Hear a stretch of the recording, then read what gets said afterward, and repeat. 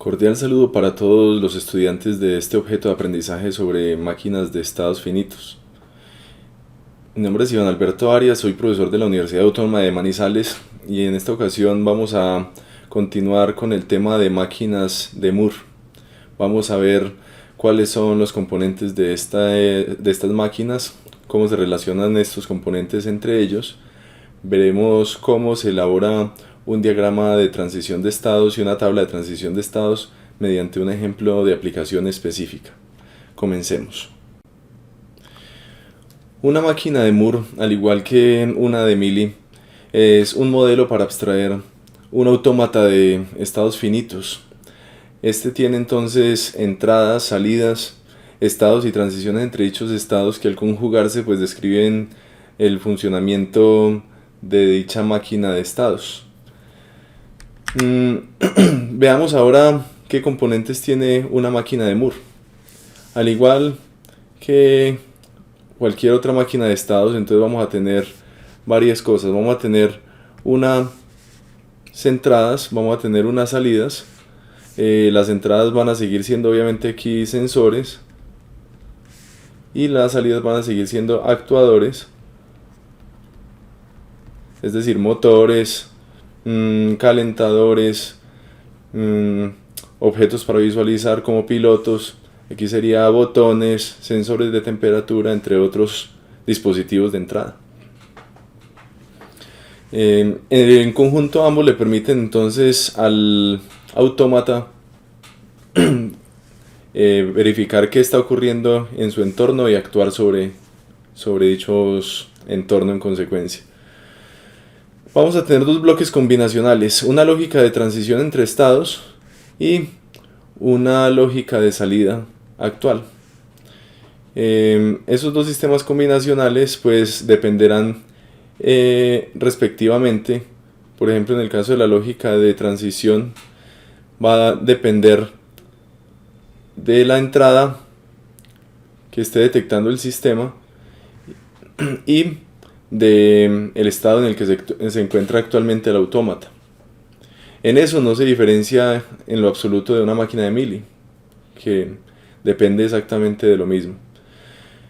Pero la diferencia esencial entre una máquina de Mealy y una máquina de Moore es de que depende la lógica de salida. Y es que en una máquina de Moore la lógica de salida depende solamente del estado donde se encuentra la máquina actualmente y no depende de la entrada, como si es el caso de una máquina de Mealy. Podríamos decir entonces en consecuencia que una máquina de Mealy es más reactiva debido a que depende también de las entradas y la salida entonces puede reaccionar inmediatamente a un cambio de las entradas. En el caso de una máquina de Moore esto no ocurre, pues debe esperarse a que haya una transición de un estado a otro para que haya algún cambio en la salida. Pues la salida solamente depende de el estado actual donde se encuentra el sistema.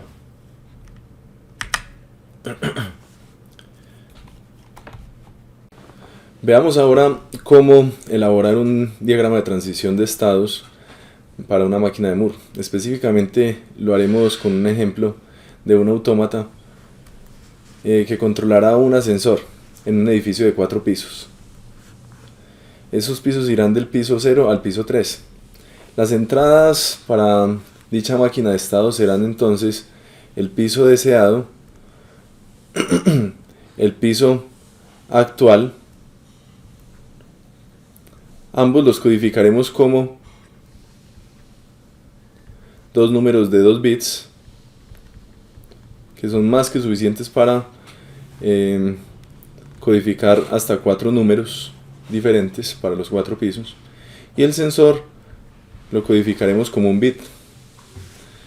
Veamos qué valores tomarán dichas entradas. Dichas entradas entonces tomarán valores de 0, 0, que indicarán entonces el primer piso, 0, 1 para el segundo,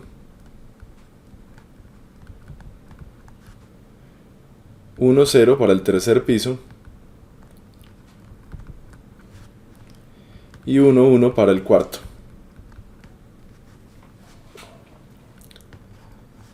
En ambos casos, para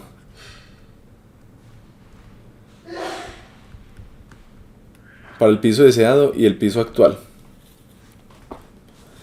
El sensor, por su parte, indicará si se ha llegado a un nuevo piso, poniéndose en 1, y en 0 si aún no ha llegado a un nuevo piso. Entonces esto será para el sensor.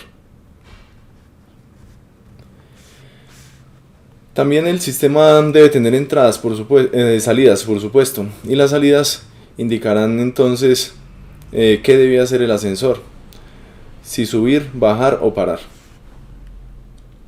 Las salidas serán 2 bits. Si ambos bits se encuentran en 0, el ascensor parará. Si ambos bits se encuentran en una configuración de 1, 0, el ascensor subirá.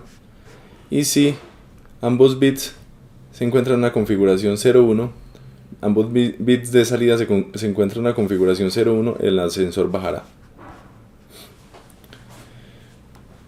La X en este diagrama de transición de estado significa que, sin importar el valor del bit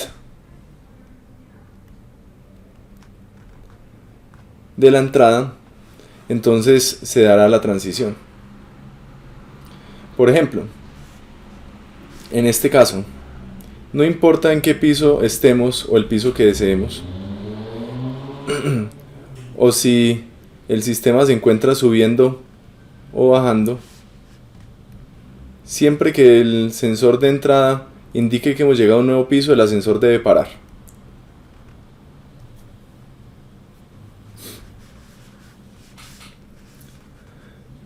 Si deseamos el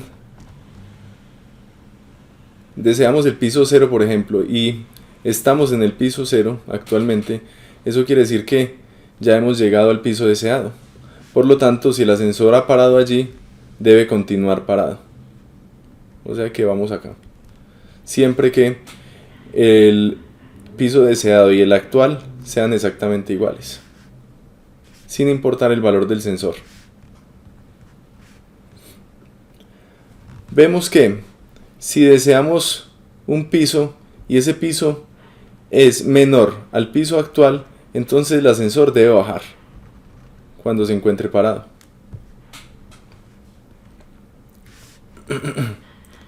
Y sin importar el valor del piso actual, si estamos bajando y el sensor indica que aún no hemos llegado al piso siguiente, entonces continuaremos bajando.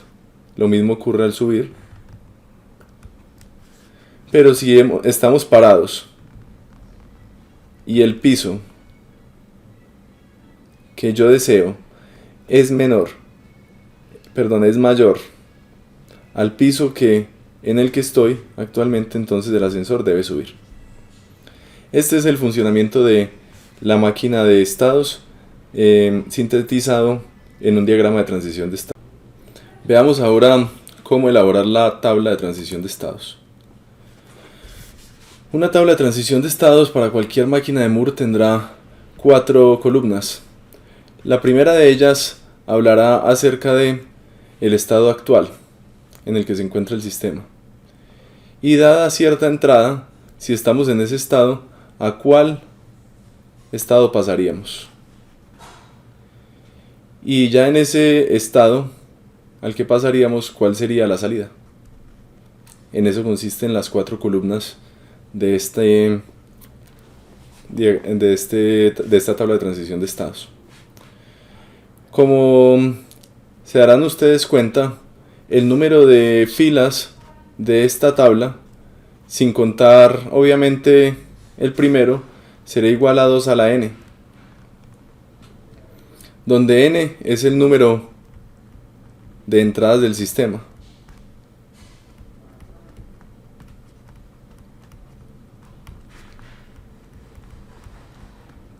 Obviamente en bits. En este caso específico tendríamos un total de 5 entradas. las dos del piso actual, las dos del piso deseado y la entrada del sensor. Entonces vemos que en total, en este caso, nuestra tabla debería tener 32 filas. Lo que pasa es que sería una tabla bastante grande, así que para simplificar, pues hemos, digamos que, combinado los estados no importa dentro de un solo renglón, en muchos de los casos, para hacer la tabla más pequeña y legible dentro de este video y dentro de la diapositiva, porque obviamente ni siquiera cabría si pusiéramos esos 32 esas 32 filas en la tabla. A partir de esta tabla, entonces, nosotros podemos sintetizar la lógica combinacional de transición y la lógica de salida del sistema.